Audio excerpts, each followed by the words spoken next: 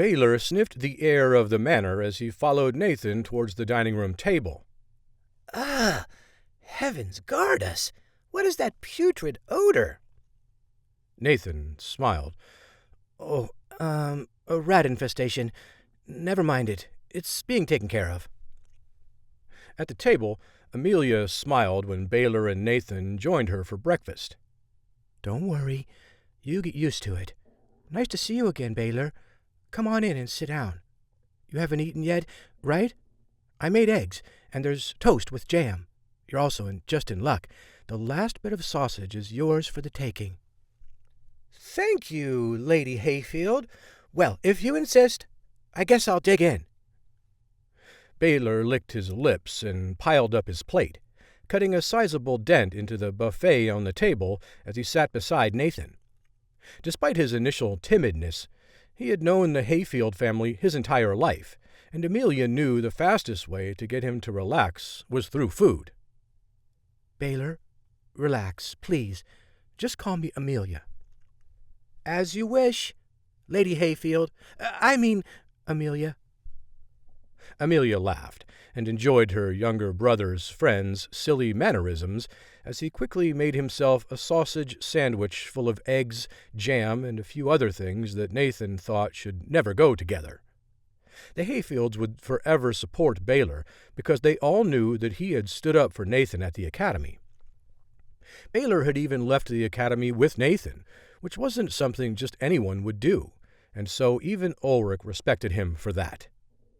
Nathan found Baelor's eating habits both disgusting and inspiring at the same time. He tried his best not to show his fascination as he prodded his friend to explain his visit. Good sandwich there, Baelor? Baelor nodded as he munched on a face full of food. Mm-hmm. So, what's really going on with you? Why the sullen mood outside? Finally, Baelor swallowed and sighed. Let me tell you, the moment my old man heard that I left the academy, he started giving me grief. I know he saved up a lot to send me there, but still, I had to do the right thing. He gets why I left, but unlike you, that whole affair didn't make me famous. Anytime I am mentioned in the story, I'm just an afterthought, the butt of a joke. Now the Graham name is a laughingstock, and Father's trade partners made fun of him. So yesterday, he got so mad he forced me to sit by the family crypt all night long and apologize to my ancestors. Baelor drowned out his woes by stuffing his face with his sandwich as Nathan pondered his friend's words. So why come to me? Baelor stopped stress-eating and set down his food. He abruptly knelt before his friend, surprising both Amelia and Nathan in the process. Nathan, you're the strongest kid I know. If anyone can teach me how to fend for myself, it's you. I hate to do this, but I'll beg you if I have to. Please train me so I can grow tough like you. My heart is set on the way of the warrior, so I'll do whatever it takes to regain my family's honor. Nathan's mind fought with itself on this issue. On the one hand, I don't want to implicate Baelor any further. If the Clays find out, they'll punish him for it. On the other hand, Baelor wouldn't be able to fend for himself if they did come for him. And Baelor's more than brave enough to be a warrior. He was loyal to me even when it meant risking his own life. He even left the academy with me to prove a point, knowing that it complicated his dreams of becoming a warrior. Very well, then. I'll train you. However, your body is not yet ready to handle the workload I'm doing, and I don't have a moment to lose when it comes to my own plan. So, I'll give you a training regimen to follow on your own. Fantastic! Thank you, Nathan. You're a boon companion if there ever was one. Nathan roughly interrupted his friend. He had trained soldiers during times of peace in his past life, and so he knew exactly how to break through a fresh student's enthusiasm. Not so fast.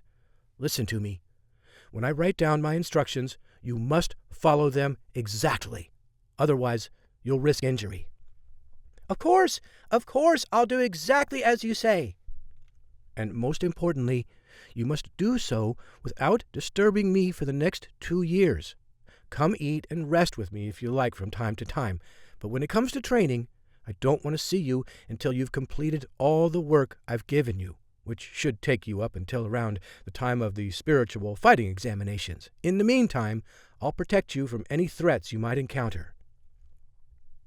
Baelor looked a little crestfallen as he set down Amelia's delicious breakfast. He had hoped to train with Nathan, but slowly he nodded his head and understood Nathan's words. "The path of the warrior is a lonely one, Baelor. It's not to be traveled lightly, but if you do as I say, you will certainly regain your family's honor and then some. Are you up to the task?" "Yes, I am ready. I promise you, I won't be lazy. I'll follow your instructions every day." Nathan smiled and started to stand when Amelia came around his shoulder and handed him a quill, ink, and a bit of paper. She had, of course, been listening. "Here, use this." "Thank you, sister."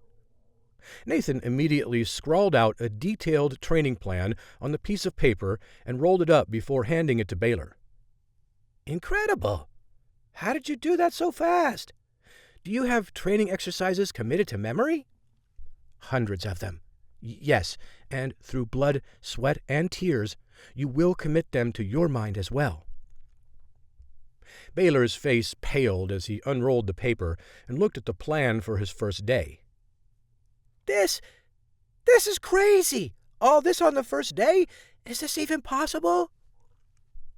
Nathan rolled his eyes and chuckled. "If it's not, then you might as well give up on it now. You won't be ready for me in 2 years when I need you." Crinkle. Baelor's fist tensed around the paper as he gritted his teeth. Wait! Don't say that! I'll do it! I can definitely handle all this, no problem." Amelia couldn't help but laugh at Baelor's wild mood swings. In actuality, Nathan had given Baelor a very simple training regimen. Compared to what Nathan was doing, it was a walk in the park. Baelor had to hike the 8 miles up and down Mount Dunn every morning without any weights, and then do some physical training and fundamental sword motions in the afternoon. That was it. Baelor was only a beginner-level 2 warrior after all, so it was no surprise that the workload intimidated him. In order to complete it, he'd have to push his body and his mind to their absolute limits. Drastically improving his physical fitness was the only way Nathan could help him at this stage. The power of Asura wasn't something he could just teach to his friend, and besides, even if he tried to share it with him, Baelor was far from being ready to handle it. The same was true with the dexterity elixir, which is why he hid the true nature of the smell from Baelor and Amelia.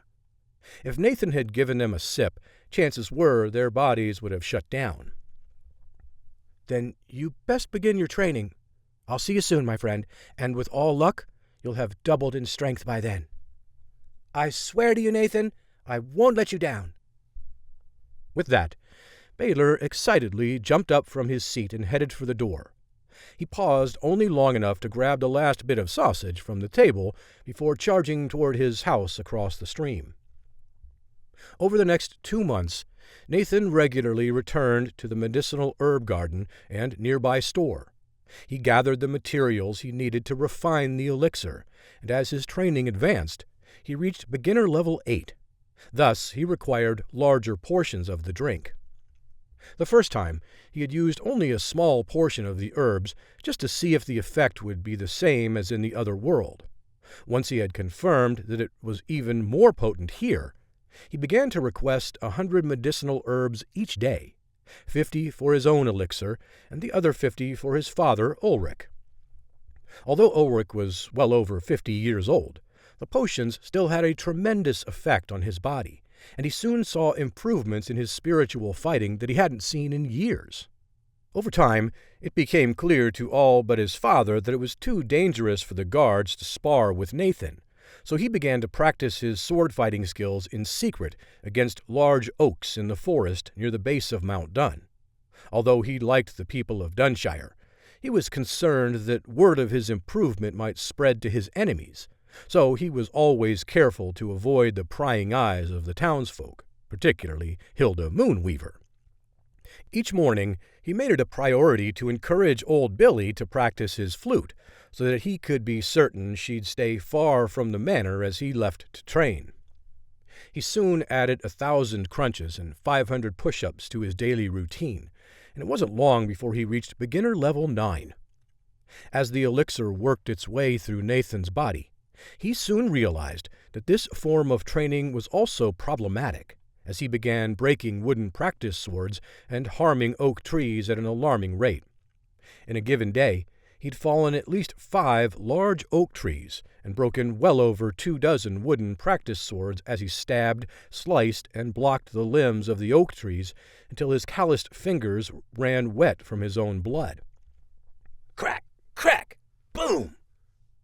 After 2 months of training, Nathan finally broke his last training sword as he sliced a tree clean in half. He sighed and wiped the sweat from his brow. Better call the carpenter again. At least with all these trees I've felled, he's got plenty of wood to work with.